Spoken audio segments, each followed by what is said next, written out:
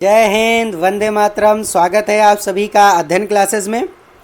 दोस्तों, बात करें आपके सीटेट एग्ज़ाम जो कि दिसंबर में होने वाला है। दोस्तों, उसमें सीडीपी का जो पोर्शन है वो 30 प्रश्न आपके आते हैं सीडीपी के। दोस्तों, अगर आप अच्छी तरीके से इसकी तैयारी करेंगे तो आप 25 से 28 नंबर इसमें आराम से स्कोर कर सकते हैं। तो दोस्तों, आज का ये जो वीडियो होने वाला है ये प्रैक्टिस सेट दोस्तों होने वाला है, क्योंकि पहले मैंने एक प्रैक्टिस सेट आप लोगों को करा दिया है। अगर आप वो देखना चाहते हैं तो उसका लिंक डिस्क्रिप्शन में है, आप वहां से चेकआउट कर सकते हैं। और दोस्तों, अगर आप लोग इसकी पीडीएफ पाना चाहते हैं तो आप मेरे चैनल को सब्सक्राइब कर लीजिए। और दोस्तों, वहां पर टेलीग्राम का लिंक मिल जाएगा, जिसको ज्वाइन करके आप इजीली पीडीएफ डाउनलोड कर पाएंगे।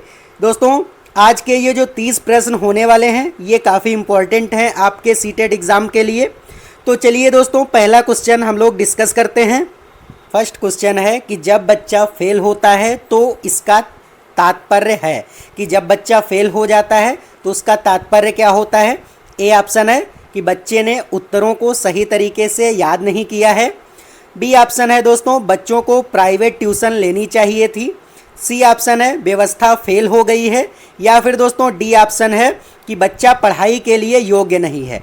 तो दोस्तों, इसमें हमारा सी ऑप्शन यहाँ पर करेक्ट हो जाएगा फर्स्ट क्वेश्चन का, क्योंकि दोस्तों जो ए ऑप्शन है यहाँ पर उत्तरों को सही तरीके से याद नहीं किया गया है। तो याद करने पर दोस्तों एनसीएफ जोर नहीं देता है, उसका दोस्तों एनसीएफ खंडन करता है। तो इसलिए हमारा फर्स्ट ऑप्शन गलत हो जाएगा। सेकेंड ऑप्शन प्राइवेट ट्यूशन, ये भी दोस्तों गलत हो जाएगा। फिर और दोस्तों डी है कि बच्चा जो है पढ़ाई के लिए योग्य नहीं है, तो ये ऑप्शन भी दोस्तों कट हो जाएगा। तो सी ऑप्शन यहाँ पर करेक्ट हो जाएगा, क्योंकि दोस्तों जब भी आपको सीटेट में जब भी आपको याद करना आ जाए ऑप्शन में, या फिर ट्यूशन की बात की जाए, या फिर दोस्तों योग्य ना हो बच्चा, तो दोस्तों बच्चे को सर्वोपरि मानना है आपको, तो वही वाला ऑप्शन आपको टिक करना है कि जिसमें बच्चे के लिए पॉजिटिव चीज़ें कही गई हों। तो यहाँ पर दोस्तों, क्योंकि बच्चे में कोई भी कमी नहीं होती है, क्योंकि बच्चा जो होता है वो एकदम कोरा कागज़ होता है, ब्लैंक पेपर होता है। तो दोस्तों इसमें स्कूल की व्यवस्था जो है वो फेल हो गई है, इसलिए हमारा सी ऑप्शन यहाँ पर करेक्ट हो जाएगा। अब दोस्तों नेक्स्ट क्वेश्चन देख लेते हैं। नेक्स्ट क्वेश्चन है कि शिक्षण से अधिगम पर बल देने वाला परिवर्तन हो सकता है। दोस्तों, जब शिक्षण से अधिगम पर बल दिया जाता है तो उसमें क्या परिवर्तन होते हैं। पहला ऑप्शन है कि बाल केंद्रित शिक्षा पद्धति अपनाकर रटने को प्रोत्साहित करके, या फिर अग्र शिक्षण की तकनीकी अपनाकर, या फिर दोस्तों डी ऑप्शन है कि परीक्षा परिणाम पर केंद्रित होकर के। तो दोस्तों दो का जो है ए ऑप्शन करेक्ट हो जाएगा, बाल केंद्रित शिक्षा पद्धति अपनाकर, क्योंकि दोस्तों बालक को केंद्र मान करके ही हमें शिक्षा करनी होती है, शिक्षण कार्य करना होता है। तो यहाँ पर बाल केंद्रित शिक्षा पद्धति अपनाकर। तो दोस्तों जब भी आपको सीटेट में बाल केंद्रित मतलब बालक को सर्वोपरि माना जाता है, तो आपको वो ऑप्शन दिखे तो वही ऑप्शन आपको टिक कर देना है, आपका ऑप्शन वहाँ पर करेक्ट हो जाएगा। दोस्तों थर्ड क्वेश्चन है कि बीजों का अंकुरण संकल्पना के शिक्षक की सबसे प्रभावी पद्धति है। दोस्तों, अगर आपको बीजों का अंकुरण बच्चों को सिखाना है तो आप कौन सी पद्धति अपनाएंगे जिससे कि बच्चे अच्छे तरीके से सीख पाएँ कि बीजों का अंकुरण किस तरीके से होता है। दोस्तों ए ऑप्शन है कि विद्यार्थियों द्वारा पौधे के बीज बोना और उसके अंकुरण के चरणों का अवलोकन करना। बिल्कुल दोस्तों सही है, क्योंकि जब बच्चा बीज खुद से बोएगा, स्वयं करके सीखेगा, तो वहाँ पर सबसे प्रभावी तरीके से दोस्तों वो सीख पाएगा। और दोस्तों ये जो पद्धति होगी ये सबसे प्रभावी पद्धति हो जाएगी। तो यहाँ पर ए ऑप्शन करेक्ट हो जाएगा। बी ऑप्शन दोस्तों देख लेते हैं कि श्यामपट्ट पर चित्र बनाना और वर्णन करना। तो यहाँ पर दोस्तों बच्चा चित्र बनाएगा तो इस तरीके से अच्छे से नहीं सीख पाएगा। सी ऑप्शन है दोस्तों कि बीज की वृद्धि के चित्र बनाना, बीज की वृद्धि के जब वो चित्र बनाएगा तो बी ऑप्शन जैसा है, तो ये भी कट हो जाएगा। डी ऑप्शन है कि विस्तृत व्याख्या करना, तो ये भी दोस्तों ऑप्शन आपका गलत हो जाएगा। ए ऑप्शन यहाँ पर करेक्ट है थर्ड क्वेश्चन का। अब नेक्स्ट क्वेश्चन देख लेते हैं। समावेशी शिक्षा है इंक्लूसिव एजुकेशन क्या है। दोस्तों कि कक्षा में विविधता का उत्सव मनाती है, दाखिले संबंधी कठोर प्रक्रियाओं को बढ़ावा देती है, तथ्यों की शिक्षा से संबंधित है, या फिर हाशिए पर स्थित वर्गों के शिक्षकों को सम्मिलित करने से संबंधित है। तो दोस्तों समावेशी जो शिक्षा होती है वो चाहे जिस भी तरीके का बालक हो, चाहे वो कह सकते हैं दृष्टिबाधित बालक हो, या फिर दोस्तों सामान्य बालक हो, या फिर वो दोस्तों पिछड़ा बालक हो, कैसा भी बालक है उसको हम अब एक ही क्लास में सभी के साथ जो भी बच्चे आएंगे उनके साथ हम उसको शिक्षा देंगे।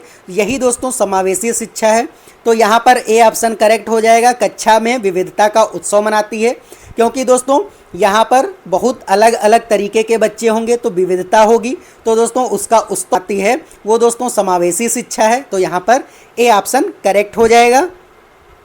अब दोस्तों 5th नंबर क्वेश्चन है कि किस प्रकार के प्रश्नों को वस्तुनिष्ठ प्रश्नों की श्रेणी में रखा जाता है। ऑब्जेक्टिव टाइप के क्वेश्चन किस तरीके, तो ए ऑप्शन है कि लघु उत्तरात्मक प्रश्न, बी ऑप्शन है मुक्त उत्तरात्मक वाला प्रश्न, सी ऑप्शन है सत्य या असत्य, और दोस्तों डी ऑप्शन है निबंधात्मक प्रश्न। तो दोस्तों 5वें का जो ऑप्शन है वो सी आपका करेक्ट हो जाएगा, सत्य और असत्य दोस्तों, क्योंकि ये जो प्रश्न होते हैं ये एक लाइन में लिख करके पूछा जाता है, और दोस्तों सत्य और असत्य जो प्रश्न होते हैं उनको वस्तुनिष्ठ प्रश्नों की श्रेणी में दोस्तों रखा जाता है, इसलिए सी ऑप्शन यहाँ पर करेक्ट हो जाएगा। क्योंकि लघु उत्तरात्मक प्रश्न आपको छोटा उत्तर लिखना होगा, तो ये दोस्तों आपका ऑब्जेक्टिव टाइप नहीं होगा, बी ऑप्शन भी नहीं होगा, मुक्त उत्तरात्मक वाला प्रश्न तो ये भी नहीं होगा, और डी ऑप्शन भी नहीं, क्योंकि निबंध तो बहुत बड़े बड़े होते हैं। तो यहाँ पर सी ऑप्शन करेक्ट हो जाएगा कि सत्य और असत्य, मतलब कि देखो यहाँ पर जो हम करा रहे हैं आपको ये ऑब्जेक्टिव ही करा रहे हैं, वस्तुनिष्ठ ही प्रश्न करा रहे हैं, क्योंकि इसमें जो सत्य है उस पर टिक लगाना होता है और सभी को क्रॉस कर देना है। तो इस तरीके से दोस्तों सी ऑप्शन 5th क्वेश्चन का करेक्ट हो जाएगा। अब दोस्तों 6 नंबर क्वेश्चन देख लेते हैं। निम्नलिखित में से कौन सी प्रगतिशील शिक्षा की विशेषता है। दोस्तों प्रगतिशील शिक्षा की विशेषता क्या है। ए ऑप्शन है केवल प्रस्तावित पाठ्य पुस्तकों पर आधारित अनुदेश। अगर केवल पाठ्य पुस्तक पर आधारित अनुदेश होंगे क्या वो प्रगतिशील शिक्षा हो सकती है। बी ऑप्शन है परीक्षाओं में अच्छे अंक प्राप्त करने पर बल, कि परीक्षाओं में आपके अच्छे अंक आ जाएं उस पर बल देती है प्रगतिशील शिक्षा। या फिर दोस्तों बार बार ली जाने वाली परीक्षाएं, या फिर समय सारणी और बैठने की व्यवस्था में लचीलापन। तो दोस्तों इसका 6 जो क्वेश्चन है इसका डी ऑप्शन करेक्ट हो जाएगा कि जो हमारी समय सारणी टाइम टेबल होना चाहिए, और दोस्तों जो बैठने की व्यवस्था होनी चाहिए वो दोस्तों फ्लेक्सिबल होनी चाहिए, लचीलापन उसमें होना चाहिए, उसको हमें कठोर नहीं बनाना है। जहाँ पर जो बच्चा बैठना चाहता है आराम से वो क्लास में बैठ सकता है, और दोस्तों यहाँ पर हमें श्रेणीबद्ध नहीं करना है किसी को, तो हमें यहाँ पर फ्लेक्सिबल अपनी जो बैठने की व्यवस्था है और जो हमारी समय सारणी टाइम टेबल है जो स्कूल का वो दोस्तों फ्लेक्सिबल होना चाहिए। तो डी ऑप्शन यहाँ से करेक्ट हो जाएगा। अब दोस्तों 7 नंबर क्वेश्चन देख लेते हैं। एक शिक्षक प्रश्न पत्र बनाने के बाद यह जांच करता है कि क्या प्रश्न परीक्षण के विशिष्ट उद्देश्यों की परीक्षा ले रहे हैं, वह मुख्य रूप से प्रश्न पत्र के बारे में चिंतित है। तो दोस्तों जब एक शिक्षक प्रश्न बनाता है तो वह क्या जांच कर रहा है कि जो भी प्रश्न है वो जो टीचर बच्चों से पूछना चाहता है या जिसका वो आकलन करना चाहता है क्या प्रश्न उन पर खरे उतर रहे हैं या नहीं। तो दोस्तों ऑप्शन देख लेते हैं कि संपूर्ण विषय वस्तु को शामिल करने, बी ऑप्शन है प्रश्नों के प्रकार, सी है दोस्तों विश्वसनीयता, और डी है वैधता। तो दोस्तों 7वां जो क्वेश्चन है इसका ए ऑप्शन करेक्ट हो जाएगा कि संपूर्ण विषय वस्तु को शामिल कर रहा है या नहीं, क्योंकि जब प्रश्न आप बनाएंगे तो जो भी बच्चों को आपने क्लास में सिखाया है उससे पहले उन्हीं का आप आकलन करेंगे, तो ये आप देखेंगे कि उसमें संपूर्ण विषय जो आपने सिखाया है वो सभी चीज़ें शामिल हैं या नहीं हैं। तो इस तरीके से दोस्तों ए ऑप्शन 7th क्वेश्चन का करेक्ट हो जाएगा। अब दोस्तों 8 नंबर क्वेश्चन देख लेते हैं। 8 नंबर क्वेश्चन है दोस्तों कि विवेचनात्मक शिक्षा शास्त्र का यह दृढ़ विश्वास है कि, ए ऑप्शन है शिक्षार्थियों को स्वतंत्र रूप से तर्कना नहीं करनी चाहिए, यहाँ दोस्तों तर्कड़ा हो जाएगा, तर्कड़ा नहीं करनी चाहिए। बी ऑप्शन है कि बच्चे स्कूल से बाहर क्या सिखाते हैं, यह अप्रासंगिक है। सी ऑप्शन है कि शिक्षार्थियों के अनुभव और प्रत्यक्ष लाभ महत्वपूर्ण होते हैं। डी ऑप्शन है कि एक शिक्षक को हमेशा कक्षा कक्ष के अनुदेशन का नेतृत्व करना चाहिए। तो दोस्तों जो 8 नंबर क्वेश्चन है उसका सी ऑप्शन करेक्ट हो जाएगा, क्योंकि दोस्तों शिक्षार्थियों के अनुभव और प्रत्यक्ष लाभ महत्वपूर्ण होते हैं कि जब बच्चे क्या सीख रहे हैं, उनको कैसा अनुभव हो रहा है। यही दोस्तों विवेचनात्मक जो शिक्षा शास्त्र है वो हमें बताता है। तो इसलिए 8 क्वेश्चन का सी ऑप्शन करेक्ट हो जाएगा। अब दोस्तों 9 नंबर क्वेश्चन देख लेते हैं कि विद्यालय आधारित आकलन मुख्य रूप से किस सिद्धांत पर आधारित है। तो दोस्तों जो विद्यालय आधारित आकलन होता है वो किस पर आधारित है। ए ऑप्शन है वह परीक्षकों की अपेक्षा शिक्षक अपने शिक्षार्थियों की क्षमताओं को बेहतर जानते हैं। बी ऑप्शन है किसी भी कीमत पर विद्यार्थियों को अच्छे ग्रेड मिलनी चाहिए। या फिर दोस्तों बी ऑप्शन हो सकता है विद्यालय बाह्य परीक्षा निकायों की अपेक्षा ज़्यादा सक्षम है। या फिर आकलन बहुत किफ़ायती होना चाहिए। तो दोस्तों जो 9 नंबर क्वेश्चन है उसका ए ऑप्शन करेक्ट हो जाएगा कि जो परीक्षकों की अपेक्षा शिक्षक अपने शिक्षार्थियों की क्षमता दोस्तों बेहतर तरीके से जानते हैं। तो इसलिए ये ए ऑप्शन यहाँ पर करेक्ट हो जाएगा, क्योंकि दोस्तों जो विद्यालय आधारित आकलन होता है उसमें जो टीचर बच्चों को पढ़ाता है वो अच्छे तरीके से बच्चों को समझ पाएगा कि जो भी विद्यार्थी हैं उसकी क्लास में वो किस क्षमता के हैं, उनकी क्षमता कैसी है। तो इस तरीके से वो अच्छे से जानता है शिक्षक। और दोस्तों जो परीक्षक जो बाहर से आते हैं वो अच्छे से नहीं जानते होते हैं। इसीलिए दोस्तों जो एनसीएफ आया है नया वो दोस्तों विद्यालयी परीक्षाओं के बारे में वो जोर दे रहा है। तो ए ऑप्शन दोस्तों यहाँ से करेक्ट होगा। और एनसीएफ दोस्तों जो आया है नया अभी वो भी दोस्तों जोर दे रहा है इसी पर कि बाहर से परीक्षक ना आकर के विद्यालय में परीक्षा लें, जो स्कूल के ही शिक्षक हैं वही परीक्षा लें। तो इसलिए ए ऑप्शन यहाँ पर करेक्ट होगा। ये दोस्तों क्वेश्चंस काफ़ी इंपॉर्टेंट आपके जो सीटेट में सीडीपी के जो 30 प्रश्न आएंगे उन्हीं का दोस्तों मैं यहाँ पर रिवीजन करा रहा हूँ। तो अगर आपको ये क्वेश्चंस अच्छे लग रहे हैं, वीडियो अच्छी लग रही है तो वीडियो को एक लाइक कर दीजिए। और दोस्तों अगर नए हैं चैनल पर तो इसको सब्सक्राइब कर दीजिए, क्योंकि दोस्तों ऐसे ही मैं आप लोगों को तैयारी करवाता रहूँगा। अगर आप सब्सक्राइब कर लेते हैं चैनल को तो मुझे एक मोटिवेशन मिल जाता है, जिससे मैं आगे भी और अच्छे वीडियो आप लोगों के लिए लेकर के आता रहूँगा। दोस्तों 10 नंबर क्वेश्चन है कि शिक्षार्थी वैयक्तिक विभिन्नता प्रदर्शित करते हैं अतः शिक्षक को, क्योंकि दोस्तों कक्षा में जो सभी शिक्षार्थी होते हैं वो अलग अलग व्यक्तित्व के होते हैं। तो वैयक्तिक विभिन्नता होती है, कोई ज़्यादा दोस्तों जल्दी से सीख जाता है, कोई देर में सीखता है। तो उनमें दोस्तों वैयक्तिक विभिन्नता होती है। तो इसलिए ए ऑप्शन देख लेते हैं कि सीखने के विविध अनुभवों को उपलब्ध कराना चाहिए। बी ऑप्शन है कि कठोर अनुशासन सुनिश्चित करना चाहिए। सी ऑप्शन है कि परीक्षाओं की संख्या बढ़ा देनी चाहिए। या डी ऑप्शन हो जाएगा अधिगम की एक समान गति पर बल देना चाहिए। तो दोस्तों यहाँ पर ए ऑप्शन हो जाएगा सीखने के विविध अनुभवों को उपलब्ध कराना चाहिए, क्योंकि दोस्तों सीखने के जब शिक्षक विविध अलग अलग तरीके के अनुभव वहाँ पर लाएगा क्लास में तो बच्चे आसानी से और अच्छे तरीके से सीख पाएंगे। तो ए ऑप्शन 10 नंबर क्वेश्चन का करेक्ट हो जाएगा। अब दोस्तों 11 नंबर क्वेश्चन देख लेते हैं। 11 नंबर दोस्तों क्वेश्चन है कि निम्नलिखित में से कौन सा विकास का सिद्धांत है। दोस्तों विकास का कौन सा सिद्धांत है। ए ऑप्शन है सभी की विकास दर समान नहीं होती है। बी ऑप्शन है कि विकास हमेशा रेखीय होता है। सी ऑप्शन है कि यह निरंतर चलने वाली प्रक्रिया नहीं है। या दोस्तों डी ऑप्शन हो जाएगा विकास की सभी प्रक्रियाएं अंतर संबंध नहीं हैं। तो दोस्तों 11 नंबर क्वेश्चन का ए ऑप्शन करेक्ट होगा, क्योंकि सभी की विकास दर समान नहीं होती है। कोई दोस्तों जल्दी से थोड़ा लंबा हो जाता है बच्चा, कोई थोड़ा दोस्तों कम रह जाता है। तो वृद्धि भी अलग अलग तरीके से होती है और दोस्तों विकास भी अलग अलग तरीके से होता है, क्योंकि कोई बच्चा जो होता है क्लास में वो अच्छे से सीख जाता है और आसानी से क्वेश्चंस कर लेता है, और कुछ बच्चे उस तरीके से दोस्तों जब आप समझा रहे होंगे तो नहीं सीख पाते हैं, तो उनको अलग तरीके की पद्धति का यूज़ करना पड़ता है। तो इस तरीके से दोस्तों सभी की विकास दर समान नहीं होती है। ये ऑप्शन करेक्ट हो जाएगा। दोस्तों जो विकास होता है ये रेखीय नहीं होता है दोस्तों, इसलिए इसमें बोला गया कि रेखीय होता है, तो बी ऑप्शन गलत हो जाएगा। यह निरंतर चलने वाली प्रक्रिया नहीं, क्योंकि दोस्तों विकास जो है जीवन पर्यंत चलता है, तो इसलिए नहीं लग गया है। तो सी ऑप्शन भी दोस्तों गलत हो जाएगा।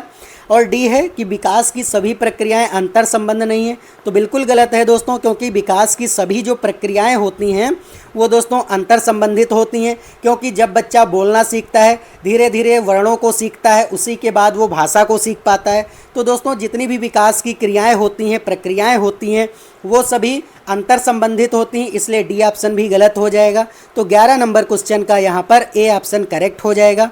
अब दोस्तों 12 नंबर क्वेश्चन देखते हैं। 12 नंबर क्वेश्चन है कि मानव विकास को क्षेत्र में विभाजित किया जाता है जो है।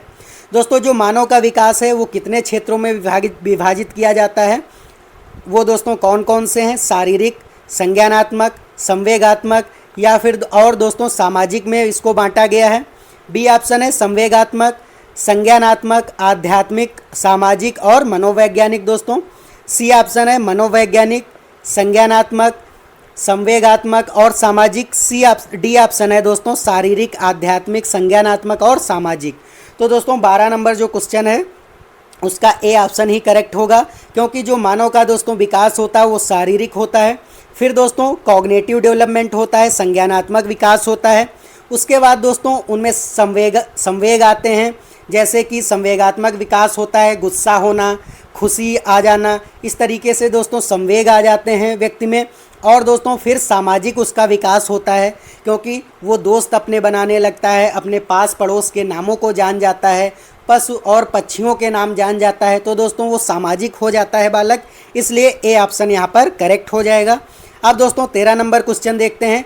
13 नंबर क्वेश्चन है कि एक शिक्षिका पाठ्य वस्तु और फल सब्जियों के कुछ चित्रों का प्रयोग करती है।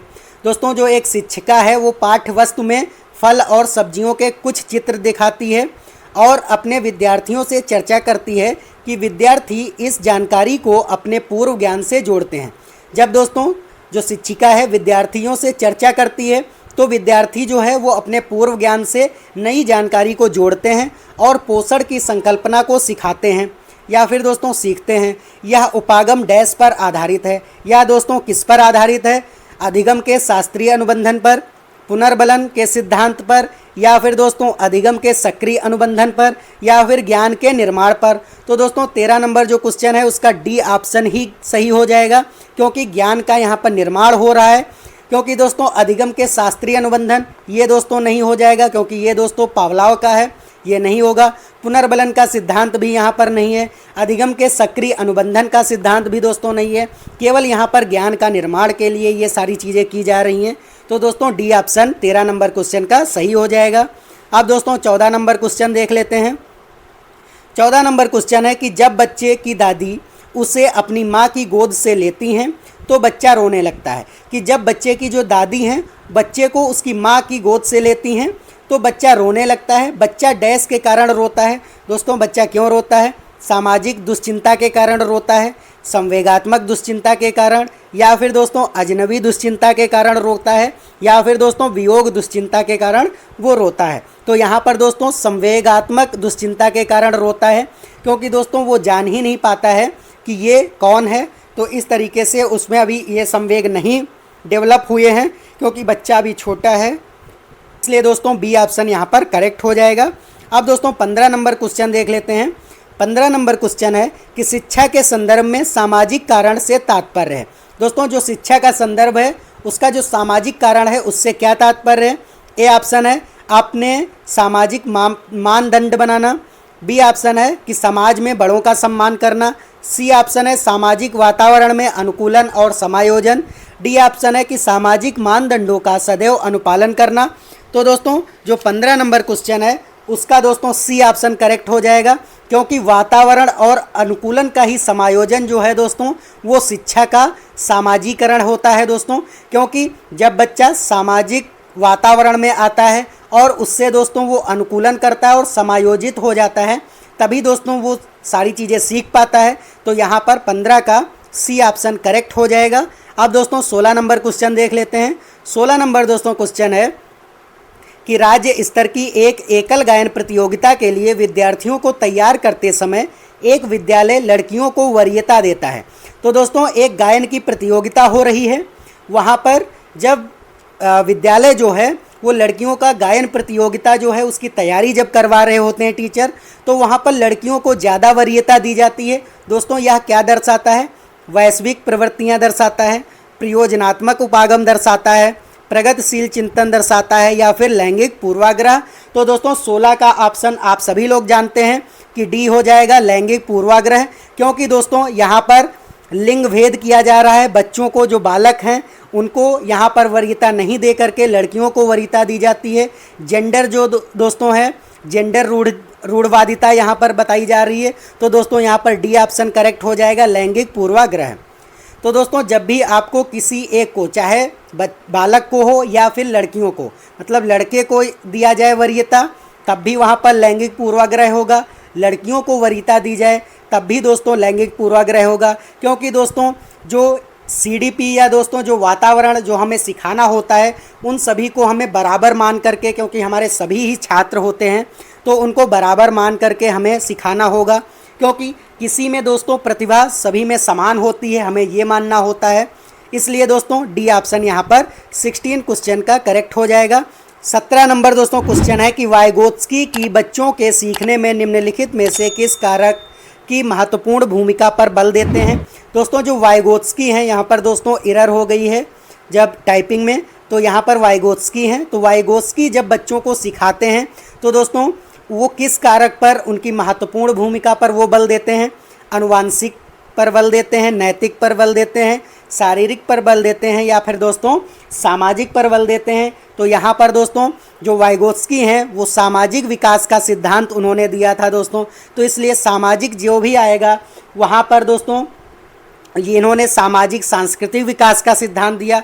तो जहाँ भी दोस्तों सामाजिक लग जाएगा वहाँ पर वाइगोत्स्की दोस्तों आ जाते हैं। तो यहाँ पर डी ऑप्शन करेक्ट हो जाएगा 17 नंबर क्वेश्चन का। अब दोस्तों 18 नंबर क्वेश्चन देख लेते हैं कि एक शिक्षिका अपने शिक्षार्थियों की विभिन्न अधिगम शैलियों को संतुष्ट करने के लिए वह वैविध्यपूर्ण कार्यों को उपयोग करती है, वह डैश से प्रभावित है। क्योंकि वह दोस्तों अलग अलग तरीके का कार्य करती है, वह किससे प्रभावित है? कोहलबर्ग के नैतिक विकास के सिद्धांत से, या फिर दोस्तों गार्डनर के बहुबुद्धि सिद्धांत से, या फिर दोस्तों वाइगोत्स्की के सामाजिक सांस्कृतिक सिद्धांत से, या फिर पियाजे के संज्ञानात्मक विकास के सिद्धांत से। तो यहाँ पर दोस्तों ये गार्डनर के बहुबुद्धि सिद्धांत से प्रभावित हैं। क्योंकि दोस्तों जो शिक्षिका है वो शिक्षार्थियों का जो अधिगम है वो दोस्तों अलग अलग तरीके से, वैविध्यपूर्ण तरीके से, अलग अलग बुद्धि का प्रयोग करके, तो दोस्तों गार्डनर के बहुबुद्धि सिद्धांत से शिक्षिका प्रभावित है। इसलिए बी ऑप्शन यहाँ पर करेक्ट हो जाएगा। अब दोस्तों 19 नंबर क्वेश्चन देख लेते हैं कि एक शिक्षिका अपने आप में कभी भी प्रश्नों के उत्तर नहीं देती। दोस्तों जो शिक्षिका है वो अपने आप से प्रश्नों के उत्तर नहीं देती है, वह अपने विद्यार्थियों को उत्तर देने के लिए समूह चर्चाएं और सहयोगात्मक अधिगम अपनाने के लिए दोस्तों प्रोत्साहित करती है। यह उपागम डैश के सिद्धांत पर आधारित है। दोस्तों यह किस सिद्धांत पर आधारित है? अनुदेशात्मक सामग्री के उचित संगठन पर आधारित है, या फिर अच्छा उदाहरण प्रस्तुत करना और भूमिका प्रतिरूप बनाना, या फिर सी ऑप्शन है सीखने की तत्परता, या डी ऑप्शन है सक्रिय भागीदारिता। तो दोस्तों 19 जो क्वेश्चन है उसका दोस्तों डी ऑप्शन करेक्ट हो जाएगा, सक्रिय भागीदारिता। क्योंकि जब शिक्षिका अपने आप से उत्तर नहीं देती है, बच्चे ही सोच करके उत्तर देते हैं, तो यहाँ पर इस क्लास में दोस्तों बच्चे सक्रिय भागीदारी निभाएंगे अपनी, इसलिए सक्रिय भागीदारिता ही कुछ ऑप्शन दोस्तों करेक्ट हो जाएगा। तो 19 नंबर जो क्वेश्चन है उसका डी ऑप्शन करेक्ट हो जाएगा। अब 20 नंबर क्वेश्चन देख लेते हैं कि दोस्तों 20 नंबर क्वेश्चन है निम्नलिखित में से कौन सा शिक्षक से संबंधित अधिगम को प्रभावित करने वाला कारक है। दोस्तों इसमें से शिक्षक से संबंधित अधिगम को कौन सा कारक प्रभावित कर सकता है? बैठने की उचित व्यवस्था, शिक्षण अधिगम संसाधनों की उपलब्धता, विषय वस्तु या अधिगम अनुभव की प्रकृति, या फिर विषय वस्तु में प्रवणता। तो दोस्तों जो 20 नंबर क्वेश्चन है उसका डी ऑप्शन दोस्तों यहाँ पर करेक्ट होगा। क्योंकि इसमें दोस्तों जो टीचर को अधिगम, उसका अधिगम प्रभावित करता है वो विषय वस्तु में प्रवणता दोस्तों यहाँ पर हो जाएगा। क्योंकि दोस्तों जब शिक्षण प्रक्रिया में जब शिक्षक अपने विषय में प्रवीण होता है तो वह शिक्षण को अधिक प्रभावी बना सकता है। साथ ही दोस्तों क्योंकि उसे अन्य विषयों के बारे में भी सामान्य ज्ञान होना चाहिए, इसलिए दोस्तों डी ऑप्शन यहाँ पर करेक्ट हो जाएगा। तो दोस्तों 21 नंबर क्वेश्चन है कि कोहलबर्ग के अनुसार शिक्षक बच्चों में नैतिक मूल्यों का विकास कर सकता है। ए ऑप्शन है धार्मिक शिक्षा को महत्व देकर, बी ऑप्शन है व्यवहार में स्पष्ट नियम बनाकर, सी ऑप्शन है नैतिक मुद्दों पर आधारित चर्चाओं में उन्हें शामिल करके, या फिर दोस्तों डी ऑप्शन है कि कैसे व्यवहार किया जाना चाहिए इस पर कठोर निर्देश देकर। तो दोस्तों जो 21 नंबर क्वेश्चन है उसका सी ऑप्शन करेक्ट हो जाएगा। जो नैतिक मुद्दे होते हैं उनके ऊपर आधारित चर्चाएं करना है और उनको अगर आप शामिल करेंगे या फिर कोई भी टीचर उनको जब शामिल करेगा तो दोस्तों कोहलबर्ग के अनुसार जो शिक्षक होता है वो बच्चों में नैतिक मूल्यों का विकास कर पाएगा। तो सी ऑप्शन यहाँ पर करेक्ट हो जाएगा। अब दोस्तों 22 नंबर क्वेश्चन है। 22 नंबर दोस्तों जो क्वेश्चन है, छोटे शिक्षार्थियों को कक्ष में समवयस्कों के साथ अंतःक्रिया करने के लिए प्रोत्साहित करना चाहिए, जिससे क्योंकि दोस्तों जो शिक्षार्थी होते हैं वो कक्ष में जब अपने दोस्तों के साथ अंतःक्रिया करते हैं तो वो सबसे ज़्यादा दोस्तों सीखते हैं। तो क्यों दोस्तों प्रोत्साहित करना चाहिए कि वह एक दूसरे से प्रश्न के उत्तर सीख सकें। बी ऑप्शन है पाठ्यक्रम को बहुत जल्दी पूरा किया जा सके, वे पढ़ने के दौरान सामाजिक कौशल सीख सके, या फिर दोस्तों शिक्षक कक्ष को बेहतर तरीके से नियंत्रित कर सके। तो 22 नंबर जो क्वेश्चन है उसका सी ऑप्शन दोस्तों करेक्ट हो जाएगा कि वे पढ़ने के दौरान सामाजिक कौशल सीख सके। तो सी ऑप्शन यहाँ पर करेक्ट हो जाएगा, क्योंकि दोस्तों यहाँ पर जब वो अंतःक्रिया करेंगे अपने समवयस्कों के साथ, अपने दोस्त बनाएंगे, तो वहाँ पर वो सामाजिक कौशल सीखेंगे। तो यहाँ पर सी ऑप्शन करेक्ट हो जाएगा। तो 23 नंबर क्वेश्चन है कि जब एक निर्योग्य बच्चा पहली बार विद्यालय आता है तो शिक्षक को क्या करना चाहिए। दोस्तों पहला ऑप्शन है कि बच्चों को निर्योग्यता के अनुसार उसे विशेष विद्यालय में भेजने का प्रस्ताव देना चाहिए। बी ऑप्शन है उन्हें अन्य विद्यार्थियों से अलग रखना चाहिए।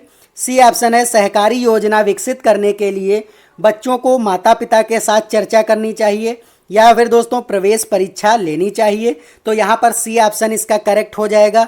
सहकारी योजना विकसित करने के लिए बच्चों को माता पिता के साथ चर्चा करनी चाहिए। तो यहाँ पर दोस्तों सी ऑप्शन करेक्ट हो जाएगा। अब दोस्तों 24 नंबर क्वेश्चन डिस्कस करते हैं कि पियाजे के संज्ञानात्मक विकास के चरणों के अनुसार इंद्रिय गामक अवस्था किसके साथ संबंधित है। दोस्तों 24 नंबर के जो ऑप्शंस हैं, ए ऑप्शन है अनुकरण, स्मृति और मानसिक निरूपण, तार्किक रूप से समस्या समाधान की योग्यता। सी ऑप्शन है कि विकल्पों में निर्वाचन और विश्लेषण करने की योग्यता। डी ऑप्शन है सामाजिक मुद्दों में सरोकार। दोस्तों जो 24 नंबर क्वेश्चन है उसका ए ऑप्शन ही करेक्ट हो जाएगा, क्योंकि दोस्तों जो पियाजे की संज्ञानात्मक विकास की अवस्था है दोस्तों, या फिर हम कह सकते हैं इंद्रियगामक अवस्था है, जो कि दोस्तों यहाँ पर संवेदी प्रेरक अवस्था भी माना जा सकता है। यह दोस्तों अवस्था जो होती है ये 0 से 2 साल के बीच में होती है, क्योंकि दोस्तों यहाँ पर बच्चा अपनी इंद्रियों से ही सारी चीज़ें सीखता है। क्योंकि अगर उसको जब वो जल जाता है तब उसको पता चलता है कि नहीं इससे हम जल जाएंगे। तो यहाँ पर दोस्तों जो इंद्रियगामक अवस्था से वो सारी चीज़ें सीखता है। तो यहाँ पर ए ऑप्शन हो जाएगा, क्योंकि दोस्तों अनुकरण, स्मृति और मानसिक निरूपण, क्योंकि वो दोस्तों कर ही सीखता है, उसकी स्मृति में बैठ जाता है। तो यहाँ पर ए ऑप्शन करेक्ट हो जाएगा। अब दोस्तों 25 नंबर क्वेश्चन देख लेते हैं। 25 नंबर जो क्वेश्चन है, मानव व्यक्तित्व परिणाम है। दोस्तों मानव का जो व्यक्तित्व है वो कैसा परिणाम है, पालन पोषण और शिक्षा का, आनुवांशिकता और वातावरण की अंतःक्रिया का, केवल वातावरण का या केवल आनुवांशिकता का। तो 25 नंबर जो क्वेश्चन है वह दोस्तों आनुवांशिकता और वातावरण की अंतःक्रिया का दोस्तों हो जाएगा, क्योंकि जो मानव का व्यक्तित्व होता है वो वातावरण और आनुवांशिकता, कुछ अपने जीन्स वो पूर्वजों से लेकर के आता है और कुछ अपने वातावरण से चीज़ें सीखता है। तो वातावरण और आनुवांशिकता का जो गुणनफल होता है वही दोस्तों मानव का व्यक्तित्व हो जाता है। तो 25 का बी ऑप्शन करेक्ट हो जाएगा। 26 नंबर क्वेश्चन है कि शिक्षण अधिगम प्रक्रिया में व्यक्तिगत रूप से ध्यान देना महत्वपूर्ण है, क्योंकि दोस्तों जब शिक्षण अधिगम प्रक्रिया हो रही होती है तो व्यक्तिगत रूप से ध्यान देना क्यों महत्वपूर्ण है कि शिक्षार्थी हमेशा समूह में ही बेहतर सीखते हैं। बी ऑप्शन है शिक्षक प्रशिक्षण कार्यक्रमों में ऐसा ही बताया गया है। सी ऑप्शन है इससे प्रत्येक शिक्षार्थी को अनुशासित करने के लिए शिक्षकों को बेहतर अवसर मिलते हैं। या डी ऑप्शन है कि बच्चों को विकास दर भिन्न होती है और वह भिन्न तरीकों से सीख पाते हैं।